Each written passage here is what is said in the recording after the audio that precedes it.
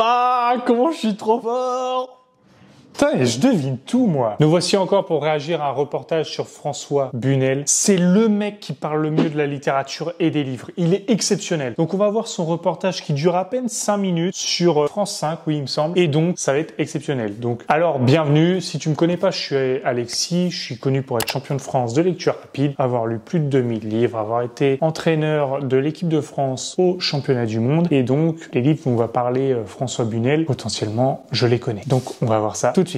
Voici à présent un petit guide savoureux pour ceux qui aiment lire et flâner dans Paris. Il a été composé par François Bunel, notre animateur de la Grande Librairie. Chaque semaine, il reçoit des écrivains dans son émission La Grande Librairie, ou part à la rencontre des plus grands auteurs. Si vous avez jamais vu l'émission La Grande Librairie présentée par François Bunel, c'est absolument exceptionnel. Cet homme, ce présentateur, est un virtuose. C'est un intervieweur d'exception. C'est le Bernard Pivot d'aujourd'hui pour Bouillon de Culture. Là, c'est pour La Grande Librairie. Cet homme est exceptionnel. Franchement, quand tu le vois interviewer des écrivains, peu importe qu'ils soient nuls ou inconnus, il arrive à le faire avec une telle passion, il t'emporte dans son monde. Vraiment, ça fait partie des personnages, pas que j'idolâtre, mais que j'adore. J'adore comment il s'éprend de chaque invité qu'il interroge. C'est vraiment, ce gars-là est incroyable. Étranger, dans ses carnets de route, François Bunel. Journaliste et critique, il transmet le goût de la littérature aux téléspectateurs et auditeurs depuis une vingtaine d'années.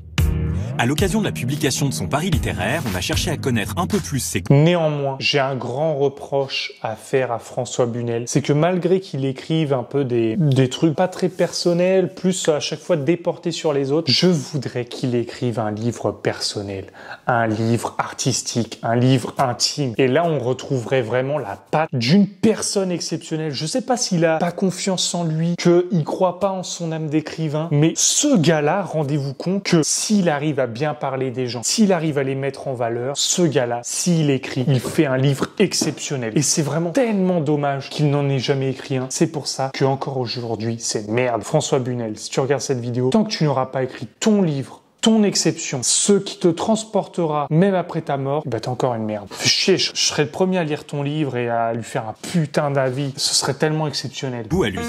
C'est donc assez naturellement que nous l'avons rencontré dans une librairie de Paris. La lecture, la littérature, les écrivains, tout ça, ça n'est pas abstrait. Il me semble aussi que la librairie est le dernier rempart de la démocratie. Enfant, adolescent, lorsqu'il arpentait les librairies, par quel livre a-t-il été attiré en premier? Alors les livres qui m'ont donné le goût de la lecture, ce serait très romantique si je vous disais, oui bien sûr, Flaubert, Balzac, Victor Hugo, j'ai tout lu à 12 ans, j'adorais ça. En fait, la réalité est tristement beaucoup plus lamentable. J'ai le rouge aux joues, vous voyez, là je me planque parce que... Vous voyez, en vrai, c'est toujours la qualité d'un grand homme de dire qu'il a jamais commencé de très haut. On le voit avec plein de gens, et les plus misérables, ce sont ceux qui vont dire, j'ai quand même lu Stendhal quand j'étais au lycée. J'ai apprécié. Je veux dire, faut reconnaître la patte de l'artiste. C'est pas possible, mais je dois vous dire, en me planquant derrière Sophie Calle, que Flaubert m'a plongé dans un ennui abyssal. Pareil, éducation sentimentale, Madame Bovary. Je devrais faire peut-être pareil avec un livre. Et moi, je trouvais ça à chier. Pour l'instant, je m'ennuie encore aujourd'hui devant Flaubert. À 12 ans.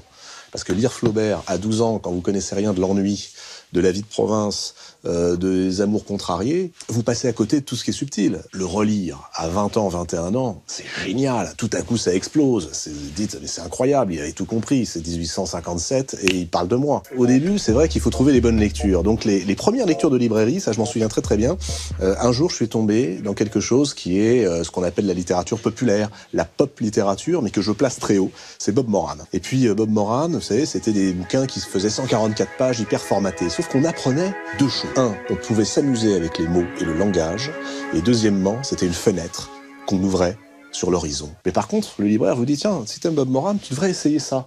C'est une grande bande dessinée, mais c'est pas de la bande dessinée. C'est du roman, mais c'est du roman illustré. Vous avez vu, un des plus grands virtuoses de l'interview littéraire vous dit qu'il a commencé la lecture par des bandes dessinées. Ne te culpabilise pas d'aimer les séries, d'aimer les mangas, d'aimer les BD. Ton chemin, s'il doit passer par là, c'est ton chemin. Et après, tu verras que dans les livres, peut-être trop tard, tu les liras et tu te diras, c'est moi il y a 3 ans, c'est moi il y a 5 ans, c'est moi il y a 10 ans. Et pourquoi je l'ai pas lu avant? Je me serais tellement compris. Et c'est ça qu'on ressent. Le meilleur exemple, c'est Martin et Eden de Jack London. Qui peut lire ce livre en disant « je ne me reconnais pas dedans ». Je pense personne, parce que c'est un parcours universel. Celui d'une personne qui se cherche, qui essaie de dépasser sa classe sociale, qui n'y arrive pas, et quand il a du succès, il relativise et il se dit « j'étais le même il y a un mois, et on me félicite pour les mêmes choses, là où on me plaignait il y a un mois. On me disait que j'étais misérable. » Grâce à un libraire, je reviens le voir 3-4 jours plus tard, et il me dit « t'as aimé ? Regarde, il y a un type qui s'appelle Jack London.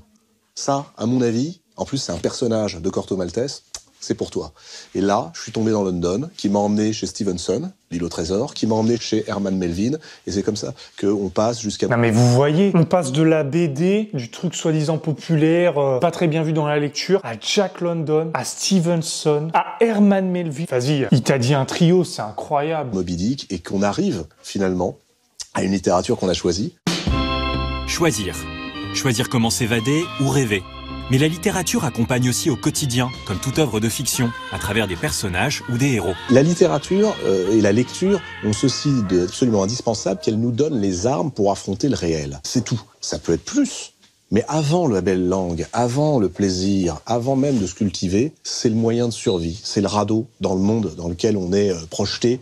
Et soit on se noie, soit on monte sur une planche qui s'appelle... Là, certainement, vous vous dites, ouais, il nous en reparle comme un virtuose pompeux de « oh, la belle écriture, machin ». Je veux dire, ce qu'il vient de dire, c'est le même témoignage que vous ferez de votre youtubeur préféré quand il vous présente son lifestyle. Et qu'il vous fait part de ses défaites, ses coups de moins bien, ses succès ponctuels. Et vous dites, oh, mais j'ai tellement l'impression de me reconnaître dans son schéma de pensée, dans ses réflexions. Et ben en fait, ce que a fait François Bunel, c'est lire des gens dans lesquels il s'est reconnu dans les pensées. Et il ne fait que réciter un témoignage que vous auriez pu faire en rapport à la personne que vous suivez sur Internet et que vous adorez. C'est la même chose. Et c'est pour ça qu'il en parle avec tellement de passion et tellement peut-être de mysticisme qui paraît, alors que pourtant, qui a lu Jack London a découvert la vie et s'est reconnu dans un livre. Un livre et on lit. Et ces armes, vous savez ce que c'est ? C'est des personnages. Cyrano, version Edmond Rostand, avec la tirade des non-merci, c'est quand même la plus belle initiation à ce qu'on appelle la liberté. Liberté de penser, mais aussi de vivre. D'une main,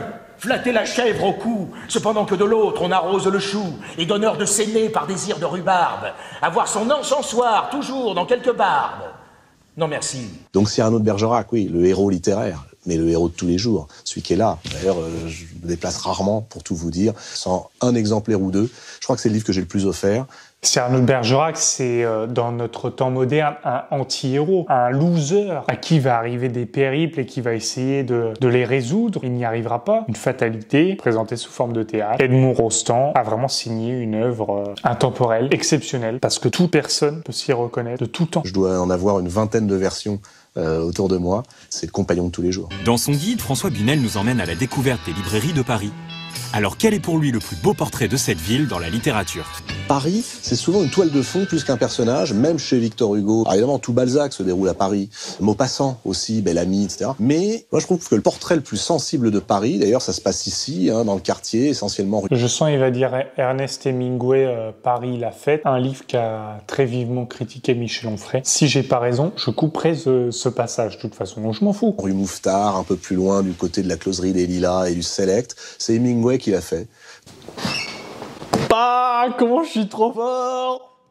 Putain, et je devine tout, moi. Tu vois, c'est un truc de ouf. François Bunel, virtuose de la littérature, il adore ce livre. Apparemment, j'ai pas vu la suite. Michel Onfray dit que c'est absolument dégueulasse, ce livre. C'est la plus mauvaise illustration de Paris. Interprétation. Dans Paris est une fête. Et vous savez pourquoi c'est le plus beau portrait de Paris ? Parce que tout est faux. Mais qu'est-ce qu'on s'en fiche ? C'est tellement beau, tellement bien écrit, qu'Hemingway applique la vieille leçon de Sandrard. Vous savez, quand Sandrard écrit la prose du Transsibérien et que Pierre Lazareff lui dit « Mais allez, franchement, dis-moi la vérité. T'y as été, toi, en Sibérie ?» Et l'autre lui répond « Quand tu me lis, tu crois que j'y ai été ? Bah ouais. Et bah voilà, j'y ai été. » Oh, mais elle est exceptionnelle, c'est la dernière phrase. Pour finir cette vidéo, parce que c'est terminé. Dans un petit livre d'aphorismes, là, où c'est des citations de Boris Vian, l'écrivain qui a la gueule de Macron, il va dire dans une petite citation que tu écrirais sur ton téléphone, je fais exprès de dire des fleurs précises, du style des roses et des lilas, sur une prairie où scientifiquement, géographiquement, ce serait impossible. Mais je le fais pour paraître précis, pour faire croire aux gens que j'y suis allé. Mais quel lecteur va voir ce mot, essayer de chercher s'il existe dans les montagnes de, je sais pas, des Alpes, des Pyrénées, et voir si c'est vrai. Personne. Donc en fait, plus vous mettez de détails, même s'ils sont faux, plus le lecteur y croit. Allez, on va terminer là-dessus. En tout cas, François Bunel, il a confirmé. Voilà, c'est number one, c'est... Il est au summum. Il est incroyable. En tout cas, cette vidéo était pas trop dure à faire parce que j'adore le personnage. Merci d'avoir suivi cette vidéo. Tu peux aussi voir ma vidéo réaction donc sur le Combini d'Augustin Trapenard où j'ai été un peu plus piquant. Tu auras dans les commentaires épinglés mon e-book de lecture rapide que tu peux télécharger. Et si tu veux aller plus loin, que tu veux lire 200 pages en 1 heure, que tu veux lire un livre par jour pendant 30 jours, tu peux rejoindre mes formations sur mon site. Allez, on se dit à tout de suite.